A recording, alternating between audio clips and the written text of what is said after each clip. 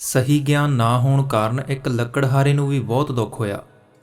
ਪਰ ਜਦੋਂ ਤੱਕ ਉਸ ਨੂੰ ਇਸ ਦਾ ਅਹਿਸਾਸ ਹੋਇਆ, ਉਦੋਂ ਤੱਕ ਸਮਾਂ ਉਸ ਦੇ ਹੱਥਾਂ ਵਿੱਚੋਂ ਰੇਤ ਦੀ ਤਰ੍ਹਾਂ ਨਿਕਲ ਕੇ ਜਾ ਚੁੱਕਾ ਸੀ। ਇੱਕ ਦਿਨ ਇੱਕ ਰਾਜਾ ਜੰਗਲ ਵਿੱਚ ਸ਼ਿਕਾਰ ਕਰਨ ਗਿਆ ਤੇ ਕਾਫੀ ਅੱਗੇ ਨਿਕਲ ਗਿਆ, ਜਿਸ ਕਰਕੇ ਉਹ ਰਸਤਾ ਭੁੱਲ ਗਿਆ। ਉਸਨੇ ਬੜੀ ਕੋਸ਼ਿਸ਼ ਕੀਤੀ ਕਿ ਸਹੀ ਰਾਹ ਪੈ ਜਾਵੇ, ਪਰ ਉਹ ਹਰ ਵਾਰੀ ਅਸਫਲ ਰਿਹਾ। ਉਹ ਬਹੁਤ ਹੀ ਬੁਰੀ ਤਰ੍ਹਾਂ ਥੱਕ ਚੁੱਕਿਆ ਸੀ। ਭੁੱਖ ਤੇ ਪਿਆਸ ਨੇ ਤਾਂ ਉਸ ਨੂੰ ਪਰੇਸ਼ਾਨ ਹੀ ਕਰ ਦਿੱਤਾ। ਫਿਰ ਅਚਾਨਕ ਉਸ ਦੀ ਨਿਗਾਹ ਇੱਕ ਲੱਕੜਹਾਰੇ ਤੇ ਪਈ, ਜੋ ਉੱਥੇ ਨੇੜੇ ਹੀ ਲੱਕੜੀਆਂ ਕੱਟ ਰਿਹਾ ਸੀ। ਰਾਜੇ ਨੇ ਉਸ ਕੋਲ ਜਾ ਕੇ ਕਿਹਾ ਕਿ ਭਰਾਵਾ, ਬਹੁਤ ਭੁੱਖਾਂ ਤੇ ਪਿਆਸ ਵੀ ਬਹੁਤ ਲੱਗੀ ਹੈ, ਕਿ ਤੇਰੇ ਕੋਲ ਕੁਝ ਖਾਣ ਲਈ ਹੈ? ਲੱਕੜਹਾਰੇ ਨੇ ਹਾਂ ਵਿੱਚ ਸਿਰ ਹਿਲਾਇਆ ਤੇ ਉਸ ਰੁੱਖ ਤੋਂ ਥੱਲੇ ਉਤਰ ਆਇਆ। ਰਾਜੇ ਨੂੰ ਬੈਠਣ ਲਈ ਕਿਹਾ ਤੇ ਖੁਦ ਨੇੜੇ ਚੱਲ ਰਹੀ ਨਦੀ 'ਚੋਂ ਪਾਣੀ ਲੈਣ ਲਈ ਚਲਿਆ ਗਿਆ। ਫਿਰ ਆ ਕੇ ਉਸ ਨੂੰ ਆਪਣੀ ਪੋਟਲੀ ਵਿੱਚੋਂ ਕੱਢ ਕੇ ਖਾਣ ਲਈ ਇੱਕ ਮੋਟੀ ਤੇ ਰੁੱਖੀ ਜਿਹੀ ਰੋਟੀ ਦੇ ਦਿੱਤੀ ਤੇ ਨਾਲ ਥੋੜ੍ਹਾ ਜਿਹਾ ਅਚਾਰ ਵੀ ਦੇ ਦਿੱਤਾ। ਰਾਜੇ ਨੇ ਉਸ ਰੋਟੀ ਨੂੰ ਇਸ ਤਰ੍ਹਾਂ ਖਾਧਾ ਜਿਵੇਂ ਉਹ ਦੁਨੀਆ ਦੀ ਸਭ ਤੋਂ ਸਵਾਦ ਚੀਜ਼ ਹੋਵੇ। ਫਿਰ ਉਸ ਲੱਕੜਹਾਰੇ ਦਾ ਲਿਆ ਕੇ ਦਿੱਤਾ ਹੋਇਆ ਪਾਣੀ ਪੀਤਾ ਤੇ ਸ਼ਾਂਤ ਹੋ ਕੇ ਉਸ ਨੂੰ ਕਿਹਾ ਕਿ ਮੈਂ ਇੱਥੋਂ ਨੇੜਲੇ ਇੱਕ ਵੱਡੇ ਨਗਰ ਦਾ ਰਾਜਾ, ਸ਼ਿਕਾਰ ਕਰਨ ਆਇਆ ਸੀ, ਪਰ ਰਸਤਾ ਭੁੱਲ ਗਿਆ।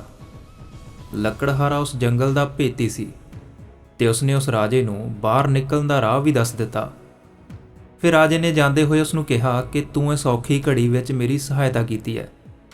ਤੈਨੂੰ ਕਦੇ ਵੀ ਕੋਈ ਵੀ ਲੋੜ ਹੋਵੇ, ਬੇਝਿਜਕ ਹੋ ਕੇ ਮੇਰੇ ਕੋਲ ਆ ਜਾਵੇਂ, ਮੈਂ ਤੈਨੂੰ ਨਿਰਾਸ਼ ਨਹੀਂ ਕਰਾਂਗਾ। ਲੱਕੜਹਾਰੇ ਨੇ ਇਹ ਸੁਣ ਕੇ ਹਾਂ ਵਿੱਚ ਸਿਰ ਹਿਲਾ ਦਿੱਤਾ ਤੇ ਆਪਣੇ ਕੰਮ ਵਿੱਚ ਲੱਗ ਗਿਆ। ਕੁਝ ਮਹੀਨੇ ਬੀਤੇ ਤੇ ਹੌਲੀ-ਹੌਲੀ ਉਸ ਜੰਗਲ ਦੇ ਸਾਰੇ ਰੁੱਖ ਖਤਮ ਹੋ ਗਏ। ਅਸਲ ਵਿੱਚ ਉਹ ਲੱਕੜਹਾਰਾ ਉਸ ਲੱਕੜ ਨੂੰ ਕੱਟ ਕੇ ਉਹਨਾਂ ਦੇ ਕੋਲੇ ਬਣਾ ਕੇ ਵੇਚਦਾ ਸੀ, ਜਿਸ ਨਾਲ ਕੀ ਹੁੰਦਾ ਸੀ ਕਿ ਉਸ ਨੂੰ ਉਹਨਾਂ ਲੱਕੜਾਂ ਦੀ ਕੀਮਤ ਨਾਲੋਂ ਜ਼ਿਆਦਾ ਕੀਮਤ ਮਿਲ ਜਾਂਦੀ ਸੀ ਤੇ ਉਸ ਦੇ ਘਰ ਦਾ ਗੁਜ਼ਾਰਾ ਸੌਖਾ ਚੱਲੀ ਜਾ ਰਿਹਾ ਸੀ। ਪਰ ਹੁਣ ਉਹ ਜੰਗਲ ਖਤਮ ਹੋ ਗਿਆ ਤੇ ਉਸ ਦੇ ਅੱਗੇ ਇੱਕ ਨਵੀਂ ਚੁਣੌਤੀ ਆ ਕੇ ਖੜੀ ਹੋ ਗਈ, ਜਿਸ ਨਾਲ ਉਸ ਨੂੰ ਆਪਣੇ ਘਰ ਦਾ ਗੁਜ਼ਾਰਾ ਕਰਨਾ ਵੀ ਔਖਾ ਹੋ ਗਿਆ। ਉਹ ਬਹੁਤ ਹੀ ਦੁਖੀ ਹੋ ਗਿਆ ਤੇ ਇਸ ਸਮੱਸਿਆ ਦਾ ਹੱਲ ਲੱਭਣ ਬਾਰੇ ਸੋਚਣ ਲੱਗ ਪਿਆ। ਫਿਰ ਅਚਾਨਕ ਉਸ ਨੂੰ ਰਾਜੇ ਦਾ ਖਿਆਲ ਆਇਆ ਤੇ ਭਰੇ ਮਨ ਨਾਲ ਉਸ ਰਾਜੇ ਕੋਲ ਇੱਕ ਛੋਟੀ ਜਿਹੀ ਉਮੀਦ ਲੈ ਕੇ ਪਹੁੰਚ ਗਿਆ। ਸੇਵਕਾਂ ਨੇ ਰਾਜੇ ਨੂੰ ਸੂਚਨਾ ਦਿੱਤੀ ਕਿ ਇੱਕ ਲੱਕੜਹਾਰਾ ਤੁਹਾਨੂੰ ਮਿਲਣਾ ਚਾਹੁੰਦਾ ਹੈ। ਉਸ ਰਾਜੇ ਨੂੰ ਵੀ ਯਾਦ ਸੀ ਕਿ ਕਿਵੇਂ ਉਸ ਲੱਕੜਹਾਰੇ ਨੇ ਔਖੇ ਸਮੇਂ ਵਿੱਚ ਉਸ ਦੀ ਸਹਾਇਤਾ ਕਰੀ ਸੀ ਤੇ ਉਸ ਨੇ ਵੀ ਅੱਗਿਓਂ ਉਸ ਨਾਲ ਉਸ ਦੀ ਸਹਾਇਤਾ ਕਰਨ ਦਾ ਵਾਅਦਾ ਕੀਤਾ ਸੀ। ਉਸ ਨੇ ਤੁਰੰਤ ਆਪਣੇ ਸੇਵਕਾਂ ਨੂੰ ਉਸ ਲੱਕੜਹਾਰੇ ਨੂੰ ਬੜੇ ਸਤਿਕਾਰ ਨਾਲ ਮਹਿਲ ਅੰਦਰ ਲੈ ਕੇ ਆਉਣ ਦਾ ਹੁਕਮ ਦਿੱਤਾ ਤੇ ਉਹਨਾਂ ਨੇ ਬਿਲਕੁਲ ਉਸੇ ਤਰ੍ਹਾਂ ਕੀਤਾ। ਰਾਜੇ ਨੇ ਲੱਕੜਹਾਰੇ ਨੂੰ ਉਸ ਦੇ ਉਦਾਸ ਹੋਣ ਦਾ ਕਾਰਨ ਪੁੱਛਿਆ ਤੇ ਲੱਕੜਹਾਰੇ ਨੇ ਆਪਣੀ ਚੁੱਪ ਤੋੜੀ ਤੇ ਕਿਹਾ, ਮਹਾਰਾਜ, ਜਿਸ ਜੰਗਲ ਵਿੱਚ ਮੈਂ ਲੱਕੜਾਂ ਕੱਟਦਾ ਸੀ, ਉਹ ਆਖਰ ਖਤਮ ਹੋ ਗਿਆ, ਜਿਸ ਦੀ ਵਜ੍ਹਾ ਨਾਲ ਹੁਣ ਮੇਰੇ ਕੋਲ ਕਮਾਈ ਦਾ ਕੋਈ ਵੀ ਸਾਧਨ ਨਹੀਂ ਰਿਹਾ, ਜਿਸ ਕਰਕੇ ਮੈਨੂੰ ਘਰ ਦਾ ਗੁਜ਼ਾਰਾ ਕਰਨਾ ਵੀ ਬਹੁਤ ਔਖਾ ਹੋ ਗਿਆ ਹੈ। ਇਸ ਲਈ ਅੱਜ ਮੈਂ ਤੁਹਾਡੀ ਸ਼ਰਨ ਵਿੱਚ ਆਇਆ। ਤੁਹਾਡੇ ਰਾਜ ਵਿੱਚ ਤਾਂ ਬਹੁਤ ਸਾਰੇ ਜੰਗਲ ਨੇ, ਕਿਰਪਾ ਕਰਕੇ ਮੈਨੂੰ ਕੋਈ ਇੱਕ ਜੰਗਲ ਦੇ ਦਿਓ, ਜਿਸ ਨਾਲ ਮੈਂ ਕੁਝ ਪੈਸੇ ਕਮਾ ਕੇ ਭੁੱਖਾ ਮਰਨ ਤੋਂ ਬਚ ਜਾਵਾਂ। ਤਾਂ ਰਾਜੇ ਨੇ ਸਾਰੀ ਗੱਲ ਧਿਆਨ ਨਾਲ ਸੁਣੀ ਤੇ ਉਸਨੇ ਵਿਸ਼ਵਾਸ ਵੀ ਦਿਵਾਇਆ ਕਿ ਉਸ ਦੀ ਸਮੱਸਿਆ ਦਾ ਹੱਲ ਜ਼ਰੂਰ ਕੀਤਾ ਜਾਵੇਗਾ। ਉਸ ਦੇ ਚਲੇ ਜਾਣ ਤੋਂ ਬਾਅਦ ਰਾਜੇ ਨੇ ਆਪਣੇ ਮੰਤਰੀਆਂ ਨੂੰ ਬੁਲਾਇਆ ਤੇ ਉਹਨਾਂ ਨਾਲ ਸਲਾਹ ਮਸ਼ਵਰਾ ਕੀਤਾ ਕਿ ਅਖੀਰ ਉਸ ਲੱਕੜਹਾਰੇ ਨੂੰ ਕਿਹੜਾ ਜੰਗਲ ਦਿੱਤਾ ਜਾਵੇ।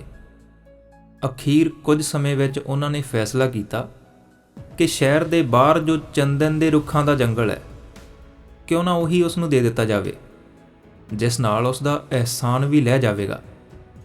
ਅੰਤ ਵਿੱਚ ਉਹ ਜੰਗਲ ਉਸ ਲੱਕੜਹਾਰੇ ਨੂੰ ਦੇ ਦੇਣ ਦੇ ਹੁਕਮ ਦੇ ਦਿੱਤੇ ਗਏ ਤੇ ਲੱਕੜਹਾਰੇ ਨੂੰ ਉਸ ਜੰਗਲ ਦਾ ਮਾਲਕ ਬਣਾ ਦਿੱਤਾ ਗਿਆ। ਫਿਰ ਕੁਝ ਕੁ ਮਹੀਨੇ ਬੀਤੇ। ਰਾਜੇ ਨੂੰ ਇੱਕ ਦਿਨ ਬੈਠੇ ਬੈਠੇ ਉਸ ਲੱਕੜਹਾਰੇ ਦਾ ਖਿਆਲ ਆਇਆ ਤੇ ਉਸਨੇ ਖੁਸ਼ ਮਨ ਦੇ ਨਾਲ ਸੋਚਿਆ ਕਿ ਹੁਣ ਤਾਂ ਉਹ ਲੱਕੜਹਾਰਾ ਬਹੁਤ ਅਮੀਰ ਹੋ ਗਿਆ ਹੋਵੇਗਾ। ਉਸ ਦਾ ਰਹਿਣ ਸਹਿਣ ਤਾਂ ਬਿਲਕੁਲ ਹੀ ਬਦਲ ਗਿਆ ਹੋਵੇਗਾ। ਉਹ ਇੱਕ ਮਹਿਲਾਂ ਵਿੱਚ ਰਹਿਣ ਵਾਲਾ ਇਨਸਾਨ ਬਣ ਗਿਆ ਹੋਵੇਗਾ ਤੇ ਮਜ਼ਦੂਰ ਉਸ ਲਈ ਕੰਮ ਕਰਦੇ ਹੋਣਗੇ। ਕਿਉਂ ਨਾ ਜਾ ਕੇ ਉਸ ਨੂੰ ਮਿਲਿਆ ਜਾਵੇ ਤੇ ਦੇਖਿਆ ਜਾਵੇ ਕਿ ਅੱਜ ਉਸ ਦੇ ਹਾਲਾਤ ਕਿਵੇਂ ਦੇ ਨੇ।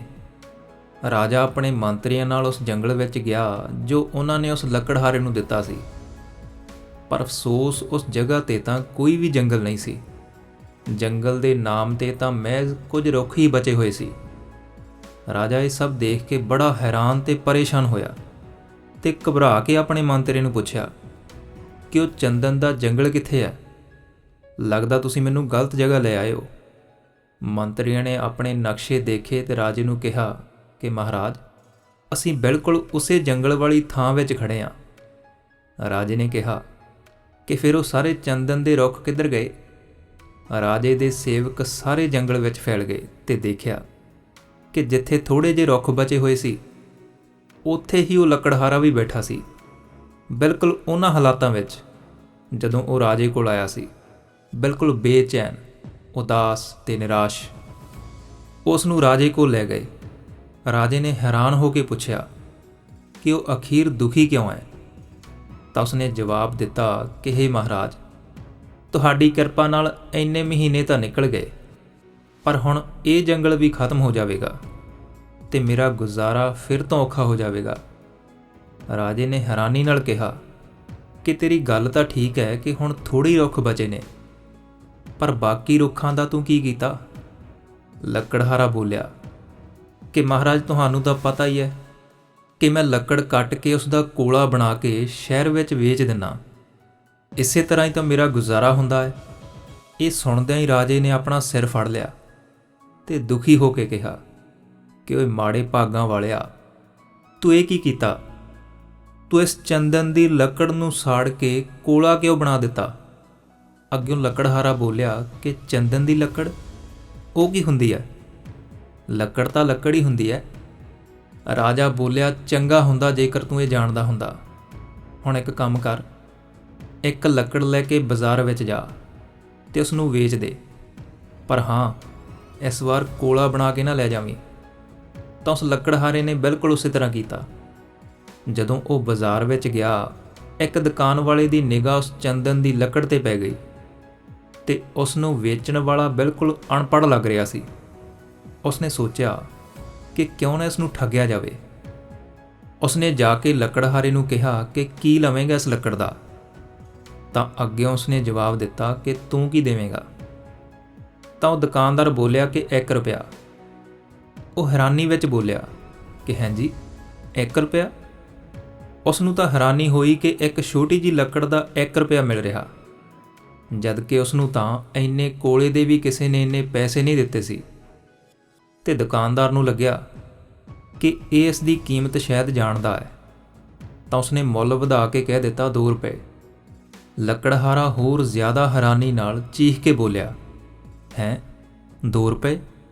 ਫਿਰ ਦੁਕਾਨਦਾਰ ਨੇ ਕਿਹਾ, ਚੱਲ ਠੀਕ ਹੈ, 5 ਰੁਪਏ। ਉਸਨੇ ਫਿਰ ਉਸੇ ਤਰ੍ਹਾਂ ਕੀਤਾ ਕਿ ਹਾਂਜੀ, 5 ਰੁਪਏ। ਉਸ ਤੋਂ ਥੋੜ੍ਹੀ ਦੂਰ ਖੜ੍ਹਾ ਇੱਕ ਹੋਰ ਦੁਕਾਨਦਾਰ ਇਹ ਸਭ ਕੁਝ ਦੇਖ ਰਿਹਾ ਸੀ। ਉਹ ਸਭ ਸਮਝ ਗਿਆ ਸੀ ਕਿ ਦੂਸਰਾ ਦੁਕਾਨਦਾਰ ਇੱਕ ਮੁੱਲਵਾਨ ਚੀਜ਼ ਨੂੰ ਕੌਡੀਆਂ ਦੇ ਭਾਅ ਖਰੀਦ ਰਿਹਾ ਹੈ।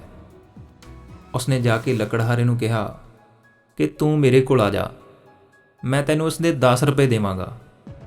ਜਦੋਂ ਲੱਕੜਹਾਰੇ ਨੇ 10 ਰੁਪਏ ਸੁਣਿਆ ਤਾਂ ਆਪਣਾ ਸਿਰ ਫੜ ਕੇ ਉੱਥੇ ਹੀ ਬੈਠ ਗਿਆ ਤੇ ਤਾਹਾਂ ਮਾਰ ਕੇ ਰੋਣ ਲੱਗਿਆ, ਕਿਉਂਕਿ ਉਸ ਨੂੰ ਹੁਣ ਅਹਿਸਾਸ ਹੋਇਆ ਸੀ ਕਿ ਉਹ ਇੱਕ ਮੁੱਲਵਾਨ ਲੱਕੜ ਨੂੰ ਕੋਲਾ ਬਣਾ ਕੇ ਕੌਡੀਆਂ ਦੇ ਭਾਅ ਵੇਚਦਾ ਰਿਹਾ। ਉਸਨੇ ਕਿੰਨੀ ਵੱਡੀ ਦੌਲਤ ਦਾ ਆਪਣੇ ਹੱਥੀਂ ਨਾਸ਼ ਕਰ ਦਿੱਤਾ। ਸੋ ਉਸ ਲੱਕੜਹਾਰੇ ਦੀ ਮੂਰਖਤਾ ਉੱਤੇ ਸ਼ਾਇਦ ਤੁਹਾਨੂੰ ਤਰਸ ਆ ਰਿਹਾ ਹੋਵੇਗਾ, ਪਰ ਅਸੀਂ ਸਾਰੇ ਉਸ ਲੱਕੜਹਾਰੇ ਵਰਗੇ ਹੀ ਤਾਂ ਹਾਂ। ਸਾਡੇ ਨਗਰ ਦੇ ਰਾਜੇ, ਮਤਲਬ ਉਸ ਪਰਮਾਤਮਾ ਨੇ ਪਤਾ ਨਹੀਂ ਕਿਸ ਗੱਲ ਤੋਂ ਖੁਸ਼ ਹੋ ਕੇ ਸਾਨੂੰ ਇਹ ਸਾਹ ਤੇ ਚੰਦਨ ਵਰਗਾ ਸਰੀਰ ਦਿੱਤਾ ਹੈ, ਪਰ ਅਸੀਂ ਆਪਣੀਆਂ ਗਲਤ ਵਾਸ਼ਨਾਵਾਂ, ਨਫ਼ਰਤ ਤੇ ਪਾਪ ਦੀ ਅੱਗ ਨਾਲ ਸਾੜ ਕੇ ਇਸ ਦਾ ਕੋਲਾ ਬਣਾ ਦਿੱਤਾ ਹੈ। ਇਹ ਸਾਹ ਕਿੰਨੇ ਮੁੱਲਵਾਨ ਨੇ, ਅਸੀਂ ਇਸ ਗੱਲ ਨੂੰ ਸਮਝਿਆ ਹੀ ਨਹੀਂ। ਸਾਹਾਂ ਦਾ ਇਹ ਚੰਦਨ ਦੇ ਰੁੱਖ ਦਾ ਭਰਿਆ ਇਹ ਸਾਰਾ ਜੀਵਨ ਅਸੀਂ ਕਾਮ, ਕ੍ਰੋਧ, ਲੋਭ, ਮੋਹ ਤੇ ਹੰਕਾਰ ਦੀ ਅੱਗ ਵਿੱਚ ਸਾੜ ਕੇ ਕੋਲਾ ਬਣਾ ਦਿੱਤਾ ਹੈ। ਸੋ ਜੋ ਵੀ ਹੋਣਾ ਸੀ ਉਹ ਤਾਂ ਹੋ ਗਿਆ, ਉਸ ਨੂੰ ਬਦਲਿਆ ਨਹੀਂ ਜਾ ਸਕਦਾ। ਪਰ ਜੋ ਵੀ ਬਚੇ ਖੁਚੇ ਚੰਦਨ ਦੇ ਰੁੱਖ ਸਾਡੇ ਕੋਲ ਨੇ, ਮਤਲਬ ਹੁਣ ਜੋ ਸਾਡਾ ਅੱਗੇ ਦਾ ਸਮਾਂ ਬਚਿਆ ਹੈ, ਕਿਉਂ ਨਾ ਇਸ ਨੂੰ ਹੀ ਸਹੀ ਢੰਗ ਨਾਲ ਵਰਤਿਆ ਜਾਵੇ। ਤੇ ਜੀਵਨ ਨੂੰ ਸੁੱਖ ਤੇ ਸ਼ਾਂਤੀ ਨਾਲ ਭਰ ਲਿਆ ਜਾਵੇ।